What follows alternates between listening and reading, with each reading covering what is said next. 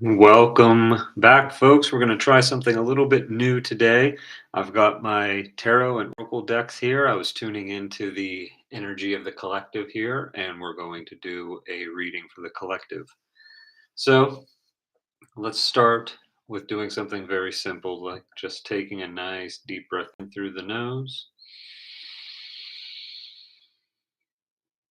and slowly letting that breath go out through the nose.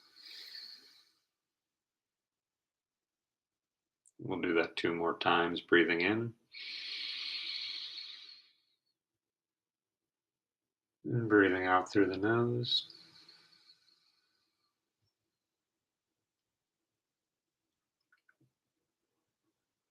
And last time, breathing in and breathing out, letting some sound go through the mouth.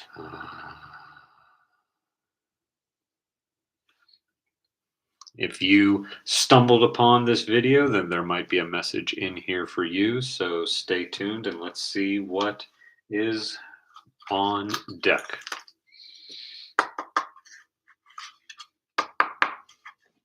So, what does the collective need to know today? What is up for the collective? Nope, there goes one. Anything else want to come out immediately?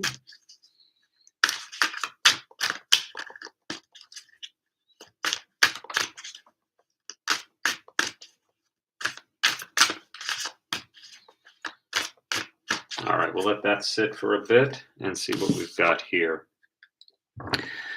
10 of Wands. You might be someone who has a lot of great ideas, a lot of natural eagerness to do things, but you might be weighed down by all of those great ideas. This is a character who is stooped by all of the greatness that they're carrying.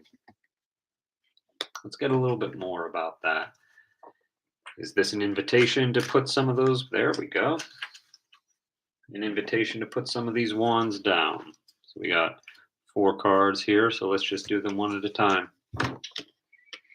The, what is that? 8 of Swords reversed. Now we'll flip this right side up. This is a character who seems to be boxed in, but if you look at it closely, the bands surrounding this character are not around their feet, and the swords, though they do surround her, do not enclose her. It was reversed though. So we can look at reverse cards in a various different ways. I like to think of them as the invitation to consider what's blocking you. And this is already a card of blocks right side up. The swords representing the air element, so it deals with thoughts and thinking. And we've even got this blindfold across the character's eyes, so maybe there's some thought that they don't want to look at. Reverse, though, I feel like that is just a confirmation of this, that there is something or some things that you need to put down that are, in fact, kind of trapping you in the desire to hold on to them. Where are we? There we go. The desire to hold on to all of these great ideas is, in a way, smothering you and keeping you closed in. What else can we get about this? Is there any information about what wands can be put down, or what kind of insight to maybe release this blockage? Temperance. And we're going to read this reversed because it feels like it's more relevant this way. And it really is that idea of deciding which one of the wands, which one of the projects lights you up the most, which one brings you the most joy. That's not to say that mm, there aren't benefits in doing some things that aren't necessarily, we all have to do things that we don't necessarily want to do. And this seems to suggest that idea of the balance between what you do for you and what you do for others, giving to yourself and giving to others, or said another way, what you offer from yourself that does light you up, and what kind of obligations that you have to follow through with. For instance, if you're a parent, there are certain obligations associated with that that might interfere with being an astronaut. And maybe being an astronaut really lights you up, but if you've got newborns at home, you can't blast off without making sure that they're taken care of or that there is support there. And this just goes back to the idea of the uh, Eight of Swords. There we go. The moon suggests something that we're not seeing, something hidden in the dark. And what I love about this card is the idea of duality represented by these pillars here, which suggests the high priestess. The moon is all about intuition. Similarly, the high priestess is. And we've got these two animals here, which we can see as a dog and a wolf, that kind of idea of domestication versus wildness. And then we've got this lobster, this crustacean emerging from the water, this idea that something else that is beyond animal is emerging from the water. And water is, of course, always indicative of the subconscious or the unconscious, these ideas emerging. So, what I am getting from this, and we still got one last card here, but what I'm seeing right now is this idea of a balancing act. You know, the temperance here with the towers of the moon, a balancing act between what what's magical for you, what lights you up, and what logically you need to do, the must do's on your to do list. And the insight seems to be to tap into that intuitive streak, or that stretch that intuitive muscle, however you feel like that is most alive for you. Is it in the body? Is it in the mind? Is it in the emotions? Or is it in the connection to spirit? Going back to spirit, we've got this angel here, which is, you know, very indicative of spirit, of God. And I don't know if we'll be able to see it, but right here, these Hebrew letters, Yod, He, Vav, He. I might have read that backwards, but that is known as the Tetragrammaton, the unpronounceable name of God. So it seems to be like there is an invitation here for some kind of more spiritual intuition. And when we say spiritual, we can just mean anything that is not material. It doesn't mean you have to start going to church. It doesn't mean that you need to start praying the rosary, but it's that idea of tapping into something that is outside of yourself. And I'm reminded of astrology in this instance, and how we're in a time of Mercury retrograde. We've got about another 10 or so days of that left. But the idea of becoming aware of the stuff that's happening in the heavens above our heads that can influence us. I mean, we've got the moon right here, and the moon controls the movements of the tides. And we humans, in our fleshy meat suits, we're what, 70, 80% water. And so, if the moon can control the tides on this massive planet, how can she not influence us when we are mostly water? And what I love about astrology is kind of the permission slip that it gives us to not dissociate and not diminish our own kind of agency in going about the world, but understanding, oh, the moon is in its waxing phase, so I'm going to have this kind of energy. Oh, or the moon is full, I'm full of energy.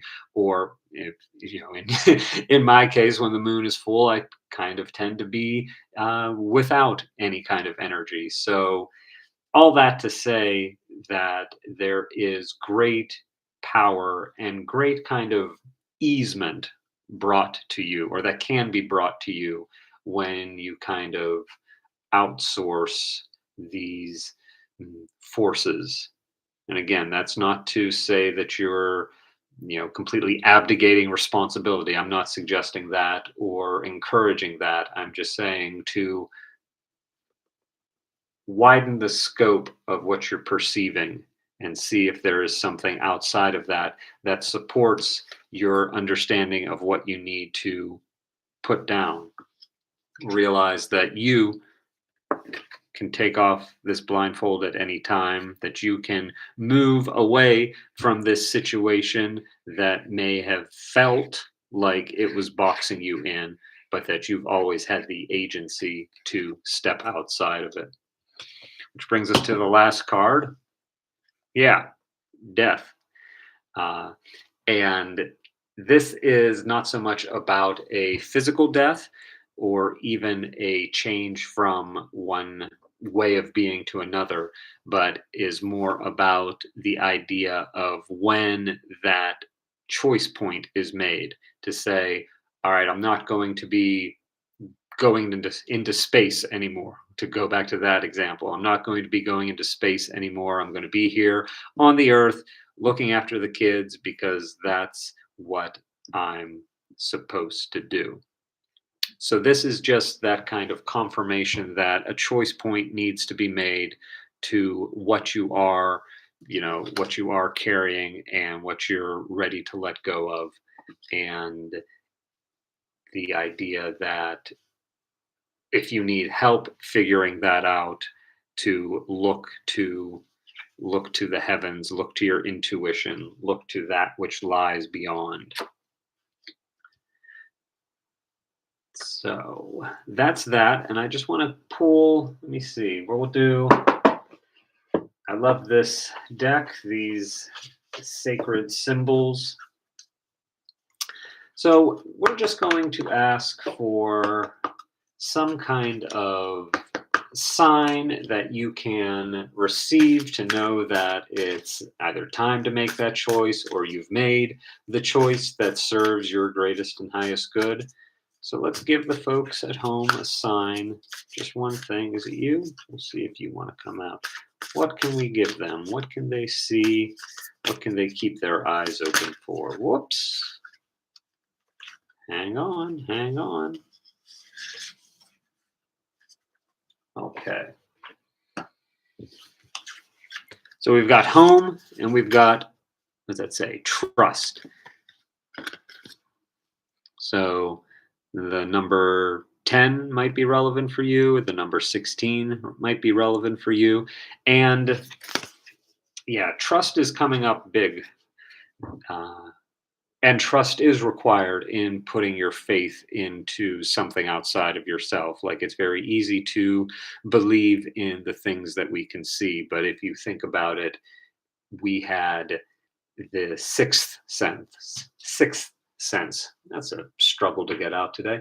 The so-called sixth sense before any of our other senses. I mean, there are creatures that exist today that don't have eyes or the ability to perceive like we do, but they still can move and survive. And the idea here is to put that trust, or you're being called to trust just a little bit more. So the invitation is, what would it be like if you could trust in God, in the divine, or in your own, even in your own intuition, just 3% more? I'm not asking you to go and start walking across the country like Peace Pilgrim. I'm just asking you to put like 3%, 2%, 3% more trust in your own natural abilities, in your own knowings, whether that be in a bodily feeling or an emotional ping or just some kind of download. What would it be like if you could trust that and not doubt it? And then it brings us to home. And I actually want to look up what this symbol is. So give me one moment here because that might be relevant for someone.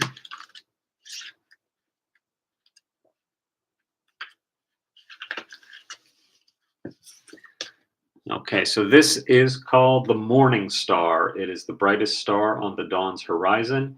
It is considered an important spirit and honored as a kachina by most Pueblo Indians. The Plains and Great Basin indigenous people honored it as a sign of courage and purity of spirit. The ghost dance religion revered it as a symbol of the coming renewal of traditions.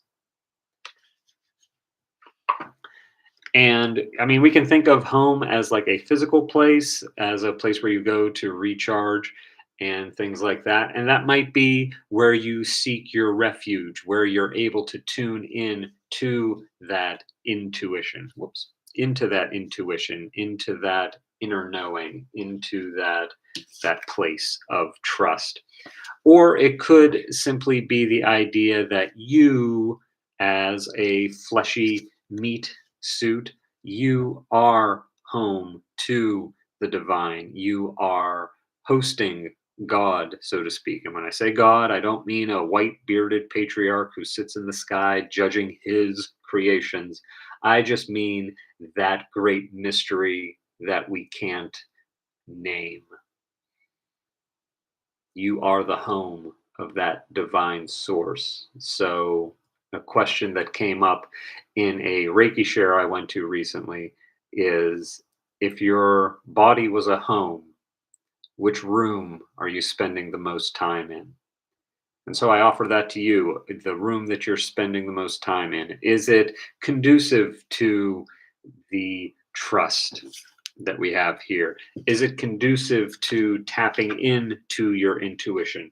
Or is it a room that bogs you down with mental constructs and confines? You would know better than I, my friends. And then we're going to close today with the wisdom of Hafiz. I love this deck. I love Hafiz. Hafiz, if you don't know, was a Sufi poet who lived in modern day Iran, and he's got some great wisdom. And we'll see what kind of wisdom he wants to leave you with today. So, what kind of wisdom do the folks at home need to know? It kind of summarizes this or offers it in a way that resonates for them. What do they need to know? Oh, y'all got lucky today. So we got, look at these cards. 25, study to know yourself. 26, keep the faith. Elephant or butterfly might be relevant. And when we talk about transformation, what better example of that than a butterfly? And, ooh,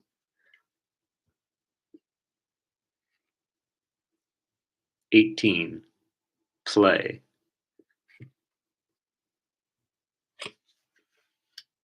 And then there's a little bit in each of these, or there's a little bit in this book about each of these.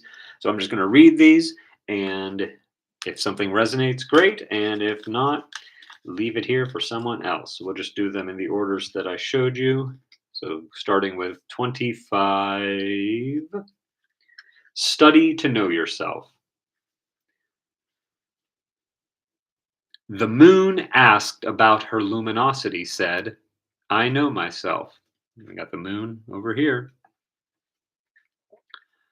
We set goals. We make vision boards. We study the landscape of desire to know its expanse and anticipate its fulfillment. Yet, the greatest unexplored territory is the human soul.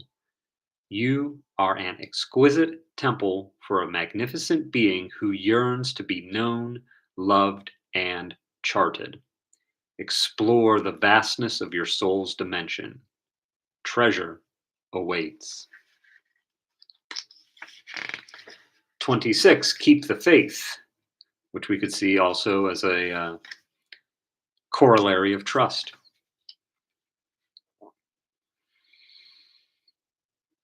Faith turns into experience. And there is something I have seen that would make even the most sophisticated atheist sing, "Oh, yes, oh, yes, oh, yes, indeed, there is God." If it didn't open, it's not your door. But this doesn't mean you should quit knocking. Keep showing up. Keep knocking. Faith is the awareness that you're not alone on this journey. Another travels with you, inside you, and that one urges you to stay true to your visions. The doors that are yours will open as easily as a butterfly unfurling its wings. One moment, an impossibility of cocoon and chrysalis. The next moment, wonder, awe, color, flight.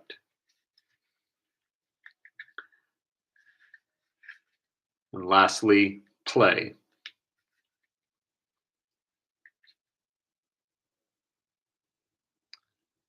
Such nutrients in play may be more than even in prayer.